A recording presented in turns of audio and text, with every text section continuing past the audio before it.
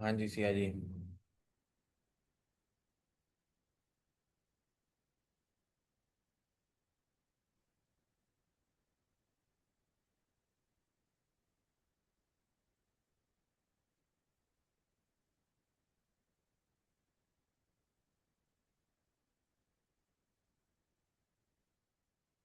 ये समझ आ रही है?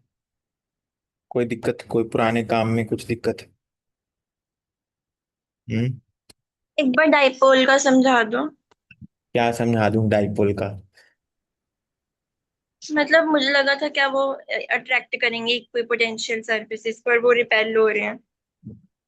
कैसे कैसे? इसमें मैं फोटो भेजती हूँ, रुको।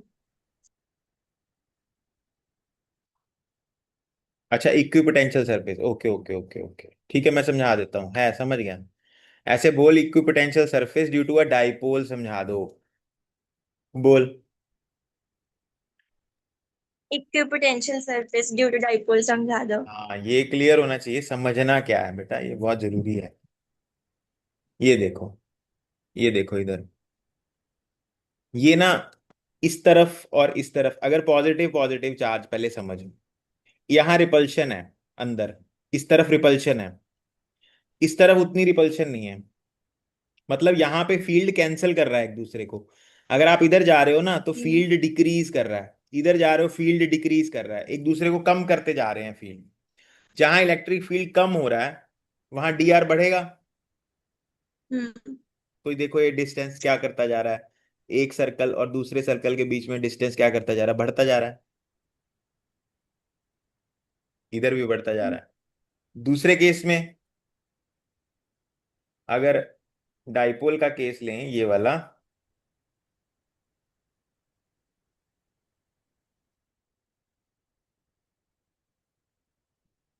अगर ये वाला केस लें हम, इस केस में क्या हो रहा है? इस केस में इन दोनों के बीच में अट्रैक्शन ज्यादा है। मतलब अगर चार्ज यहाँ पड़ा हो कोई, तो ये भी अट्रैक्ट कर रहा है, वो रिपेल कर रहा है उसको। अगर मान लो पॉजिटिव चार्ज है यहाँ पे पड़ा हुआ, यहाँ पॉजिटिव चार्ज, तो ये क्या कर रहा है उसको रिपेल, और ये क्या कर रहा है अट्रैक्ट। तो इस तरफ इलेक्ट्रिक फील्ड बढ़ रहा है। अगर इलेक्ट्रिक फील्ड बढ़ेगा तो डिस्टेंस क्या होता जाएगा, कम होता जाएगा इक्विपोटेंशियल सरफेसिस के बीच में। कंपैरेटिवली बाहर के, इस तरफ के, इधर तो कम होता जा रहा है इलेक्ट्रिक फील्ड, लेकिन यहाँ पे क्या हो रहा है, यहाँ बढ़ रहा है इलेक्ट्रिक फील्ड। समझ गए? बढ़ रहा कैसे कह रहा हूं मैं, मान ले यहाँ पे तूने प्लस चार्ज रख दिया, तो ये प्लस उसको रिपेल करेगा और ये नेगेटिव अट्रैक्ट करेगा। तो यहाँ ओवरऑल इलेक्ट्रिक फील्ड बेसिकली बढ़ गया। ठीक है। तो बड़ा, मैंने इसीलिए बोला ये थोड़ा डीपली पढ़ने वाला है, ये डाइपोल का। ये रट्टे मार लेते हैं सब लोग, इधर कम हो रहा है उधर ज्यादा हो रहा है। डीपली अगर पढ़ोगे तो ये चीज आती है दिमाग में। चलो आगे चलते हैं। ओके। ये, अच्छा ये नीचे कहाँ से आ गया? ठीक है। ठीक है, आज का टॉपिक, आज आज हमारे पास दो टॉपिक्स हैं जो हमने करने हैं। डिस्कस करता हूं मैं। देखो, आज का मेन टॉपिक जो है, अभी क्या करने जा रहे हैं हम, कि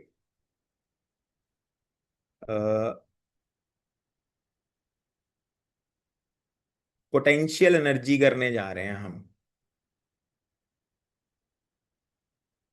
क्योंकि इलेक्ट्रिसिटी पढ़ रहे हैं तो इलेक्ट्रिक या इलेक्ट्रोस्टैटिक, इलेक्ट्रोस्टैटिक पोटेंशियल एनर्जी पढ़ने जा रहे हैं हम। ठीक है, ध्यान से सुनना। मान ले सिया, आप एक चार्ज यहां पे ले आए Q1, इन्फिनिटी से लेके आए हो आप ये चार्ज Q1। तो अगर हम इन्फिनिटी से लेके आए हैं यहाँ पे, तो कितना वर्क करना पड़ेगा हमें?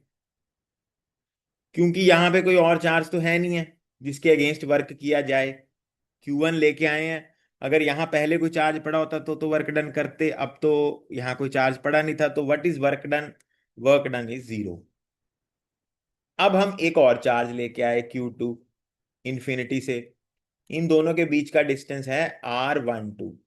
So what will be the work in bringing the charge second? It is K Q1 Q2 divided by R12। सही है। अब क्या किया, एक चार्ज और ले आए हम Q3। अब Q3 को क्या करना पड़ेगा, Q3 को Q1 के अगेंस्ट भी वर्क करना पड़ेगा और Q2 के अगेंस्ट भी वर्क करना पड़ेगा। तो ओवरऑल वर्क कितना हो गया Q3 का, इट इज के Q3 Q1, इसको R13 कह देंगे, इसको R23 कह देंगे, ओवर R13 प्लस के Q2 Q3 ओवर R23। सही है। ये वर्क डन हो गए। अब देखो सिया, ओवरऑल इन तीनों चार्जेस को यहां लेके आने के लिए कितना वर्क करना पड़ा, तो सारे वर्क ऐड कर देंगे। W1 plus W2 plus W3, तो इट विल बी के Q1 Q2 over R12 plus के Q2 Q3 over R23 plus के Q3 Q1 ओवर R13। तो ये हमारे पास जितना वर्क डन हमने करा, जितना वर्क डन आपने किया, उतनी ही सिस्टम की कौन सी एनर्जी बन गई, इलेक्ट्रोस्टैटिक पोटेंशियल एनर्जी सिस्टम की बन गई है। ठीक है। अब इसका मतलब क्या है ये समझ बता सकती है, इसका क्या मतलब है, दूसरा मतलब क्या है इसका। ये सिस्टम की इलेक्ट्रोस्टैटिक पोटेंशियल एनर्जी है, इसका क्या दूसरा मतलब है, पहले भी मैंने एक बार बताया था ये। इसका दूसरा मतलब ये है कि अगर हम इतना एनर्जी इस सिस्टम को दे दें, तो ये तीनों चार्जेस फिर से दोबारा कहां चले जाएंगे, इनफानाइट डिस्टेंस सेपरेट हो जाएंगे चार्जेस फिर से। ठीक है, समझ आ गई बात। ओके, आगे चलते हैं। अब सिया सेम क्वेश्चन है, मेरे पास यहां पे तीन चार्जेस हैं। ये चार्ज है Q1, ये चार्ज है Q2 और ये चार्ज है Q3। डिस्टेंस मान ले R ले लिया, सॉरी मैंने चार्ज डिफरेंट ले लिए, चार्ज सेम ही लेने हैं, Q Q Q। तीनों चार्जेस सेम है। तो अगर मैं कहूं इस सिस्टम की एनर्जी कितनी है, तो क्या एनर्जी आएगी, के Q1 Q2 divided by are, के Q1 Q2 divided by are plus के Q1 Q2 divided by are, क्योंकि दो दो के कॉम्बिनेशन लोगे, पहले इन दोनों का कॉम्बिनेशन Q एंड Q, फिर इन दोनों का कॉम्बिनेशन, फिर इन दोनों का कॉम्बिनेशन, दो दो कॉम्बिनेशन ले लोगे आप। ठीक है, ये दो का कॉम्बिनेशन, फिर ये दो का कॉम्बिनेशन, फिर ये दो का। तो ओवरऑल एनर्जी हमारे पास कितनी हो गई, KQ² ओवर R × 3। ये इलेक्ट्रोस्टैटिक पोटेंशियल एनर्जी हमारी इस सिस्टम की है। ठीक है सिया। अच्छा, अगर मैं कहूं ऐसे पड़े हैं चार्जेस 4² पे, फिर कितनी होगी।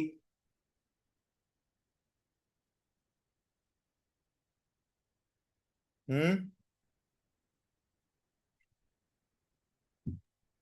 4 मल्टीप्लाई बस और कॉम्बिनेशन। Divide by L.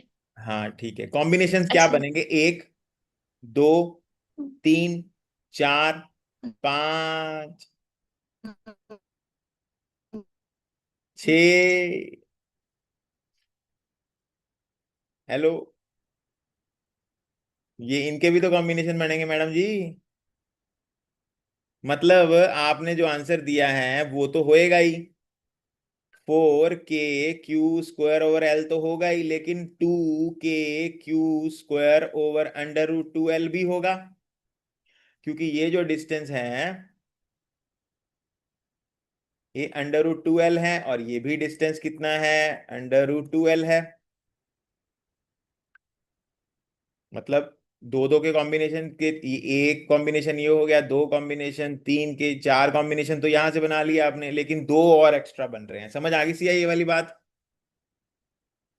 आगे चलते हैं। अब दिमाग लगाना थोड़ा सा। मेरे पास एक ट्रायंगल है, ठीक है।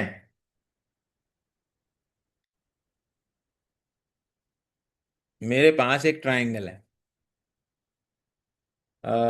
दूसरा बनाता हूं, ये तो आसान है। मेरे पास एक ट्रायंगल है, ऐसे करा मैंने कि यहां पे चार्ज था Q, यहां पे भी चार्ज था Q, यहां पे भी चार्ज था Q। ठीक है।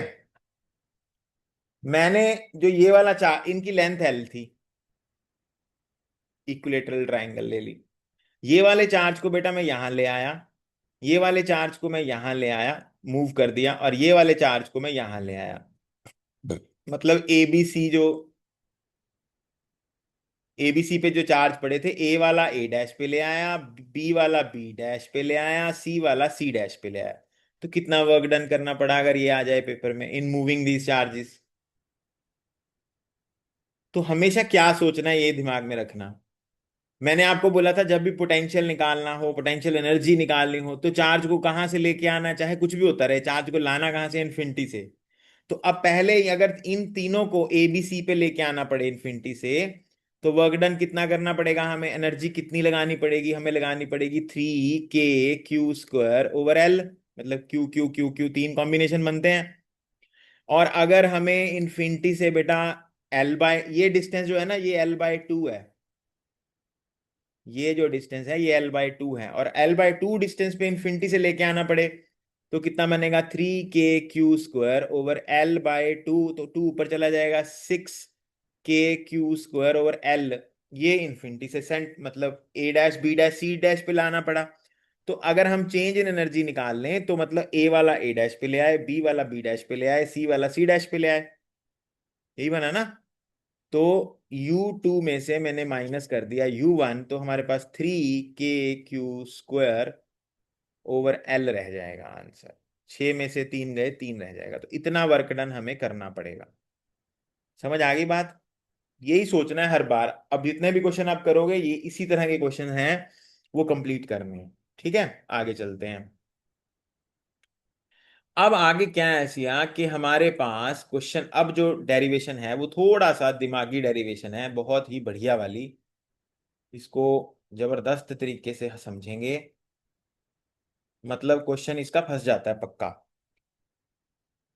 डेरिवेशन है अब हमारे पास, potential energy of a dipole in a uniform electric field. आपके पास एक यूनिफॉर्म इलेक्ट्रिक फील्ड है, उसमें हमने डाइपोल को रख दिया है। ठीक है। तो यूनिफॉर्म इलेक्ट्रिक फील्ड कैसा होता है, यूनिफॉर्म इलेक्ट्रिक फील्ड ऐसा होता है, ये है हमारा यूनिफॉर्म इलेक्ट्रिक फील्ड। ठीक है जी, ये यूनिफॉर्म इलेक्ट्रिक फील्ड है हमारा, जा रहा है सब लाइनें पैरेलल टू ईच अदर। और मैंने यहाँ पे बेटा एक डाइपोल रख दिया। डाइपोल नीला ले लेते हैं, ये डाइपोल रख दिया। ठीक है। डाइपोल का इधर चार्ज प्लस क्यू होता है, और इधर चार्ज हम माइनस क्यू लेते हैं, तो -QE+QE फोर्सेस लग रही हैं डाइपोल पे। डाइपोल की रोटेशन होएगी, पता ही है हमें ये सारा।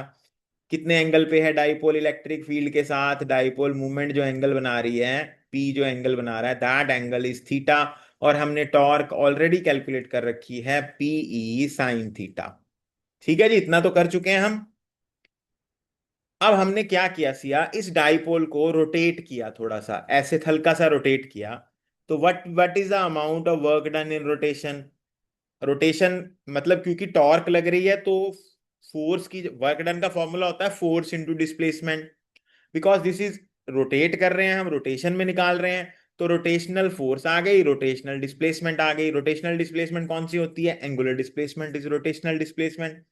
तो मैंने डी थीटा रोटेट किया हल्का सा, तो फोर्स इनटू डिस्प्लेसमेंट मेरे पास वर्क डन आ गया।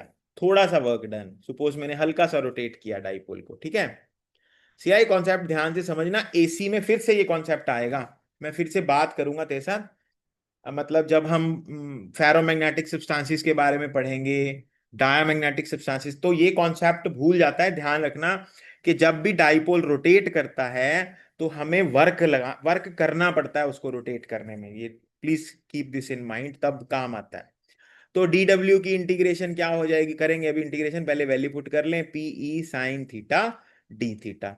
अब मान ले हमने इसको डाइपोल को रोटेट किया बेटा, PE sin theta d theta, मैंने रोटेट किया θ1 से, जब मेरा वर्क डन स्टार्ट हुआ, मतलब 0 से स्टार्ट किया, और मैंने θ2 तक रोटेट किया, मेरा वर्क डन W हो गया।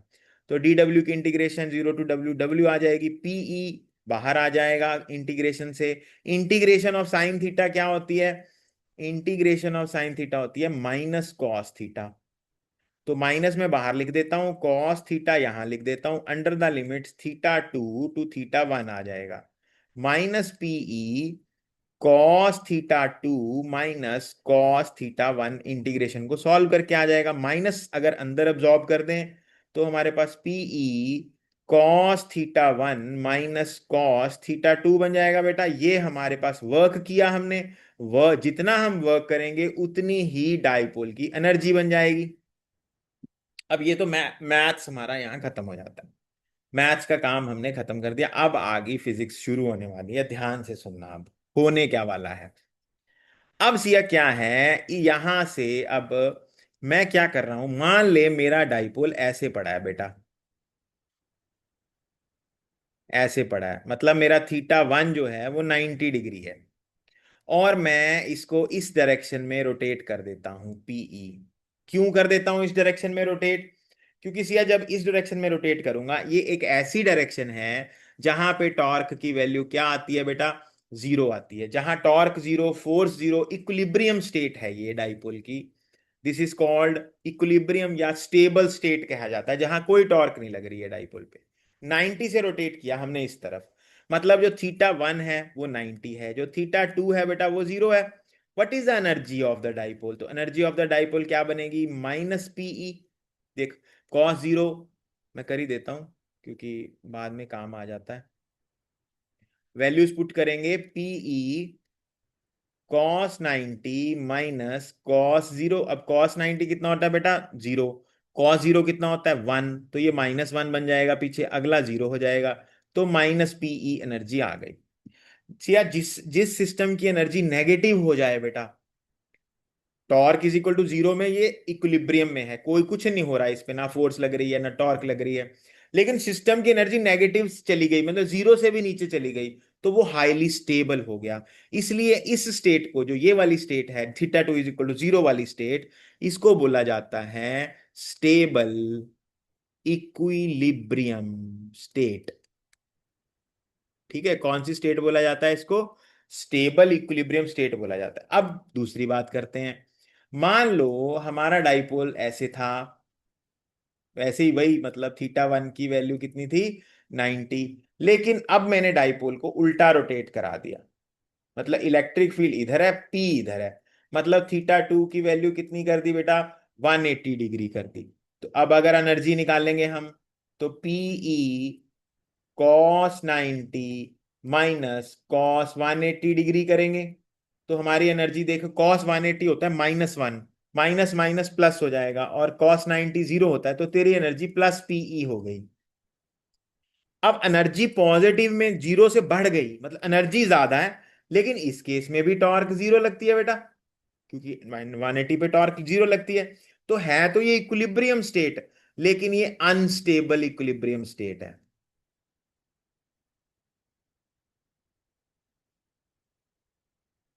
अनस्टेबल इक्विलिब्रियम स्टेट कौन सी होती है, जिसको अगर हल्का सा भी हमने इस डाइपोल को हिलाया ना, तो एकदम से फ्रच करके सीधा हो जाएगा, ये उस तरफ चला जाएगा। क्योंकि हर सिस्टम स्टेबल होना चाहता है, स्टेबल मतलब मिनिमम एनर्जी की तरफ जाने की कोशिश करेगा। अब ये क्वेश्चन भी नहीं आता सिया पेपर में, ये कुछ नहीं आता, बहुत कम आता है ये पेपर में। आता क्या है देख, अब और आगे चलते हैं। अब पेपर में ये आता है कि आपका डाइपोल इन दो स्टेट्स में मूव कर रहा है, सपोज स्टेबल टू अनस्टेबल लेके जाओ, फिर अनस्टेबल टू स्टेबल लेके आओ, बताओ कौन सी स्टेट पॉसिबल है ज्यादा, स्टेबल से अनस्टेबल जाना बढ़िया है कि अनस्टेबल से स्टेबल होना बढ़िया है। तू वैसे बता, कोई बंदा अनस्टेबल है, वो स्टेबल होना चाहेगा कि जो स्टेबल है वो अनस्टेबल होना चाहेगा, साफ ही पता लग रहा है। Stable stable. अनस्टेबल से स्टेबल होना चाहेगा, कौन मूर्ख है जो स्टेबल से अनस्टेबल होगा, बढ़िया बैठा हुआ है कहेगा नहीं मैं टेढ़ा बैठ रहा हूं। ऐसा तो पॉसिबल नहीं है ना, मूर्ख लोग करेंगे। तो बात क्या है, अब करते हैं। स्टेबल स्टेट कौन सी होती है सिया, जिसमें थीटा कितना हो, पी और ई के बीच में, और अनस्टेबल स्टेट कौन सी होती है जब थीटा कितना हो, पी और ई के बीच में। यानी हमारा θ1 अगर हम जीरो ले लें और θ2 180 ले ले, तो हम स्टेबल से अनस्टेबल की तरफ जा रहे हैं।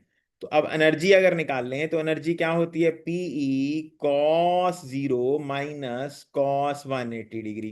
ठीक है। कहां से कहां जा रहे हैं ये हम, स्टेबल से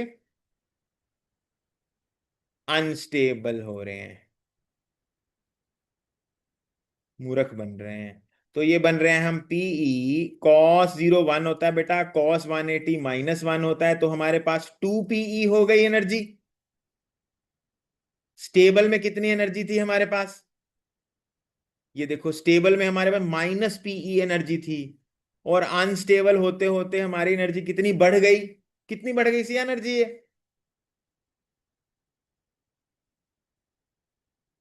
3, 3, 3, -PE to 0,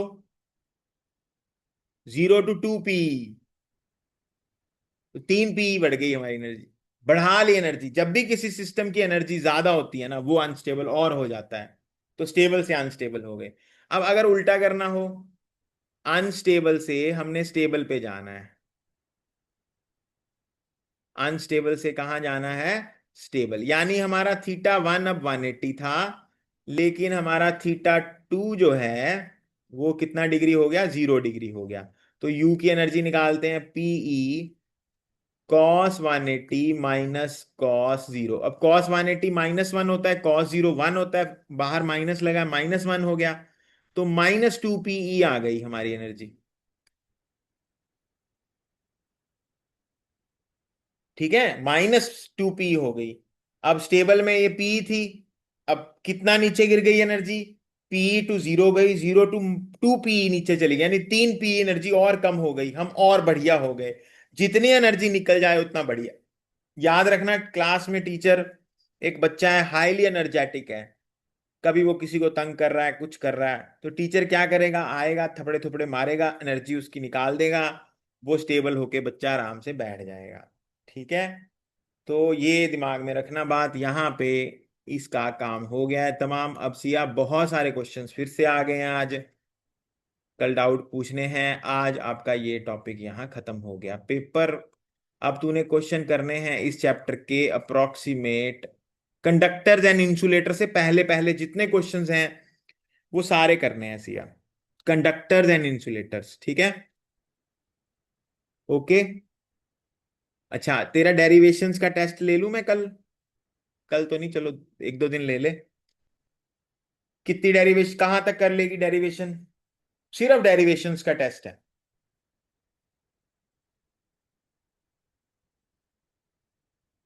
मैं तेरे को सेंड करता हूं, ये देख। अच्छा, आज का काम हो गया, ओके डन।